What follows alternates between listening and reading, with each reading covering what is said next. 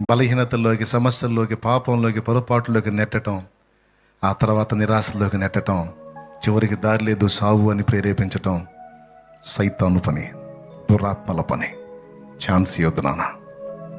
చచ్చిపోతే ఏముంది నాన్న? 2 విధాల నష్టం. సమాజంలో నష్టం, చచ్చినాక నరకం. ఆత్మహత్య ఆలోచన రానియొద్దు, దానికి తావివద్దు. ఆశ లేని వాళ్ళు, విశ్వాసం లేని వాళ్ళు, నిరీక్షణ లేని వాళ్ళు ఆలోచిస్తారు. నువ్వు జీవం గల దేవుణ్ణి ఎరిగి, పరాక్రమం రోషం కలిగిన దేవుణ్ణి ఎరిగి, పౌరుషం కలిగిన దేవుణ్ణి ఎరిగి, ఆశ్చర్యకరుడైన దేవుణ్ణి ఎరిగి, సమస్తము సాధ్యం చేయగలిగిన దేవుణ్ణి ఎరిగి నువ్వు అలాంటి ఆలోచనలు ఎందుకు చేస్తున్నావు బిడ్డ?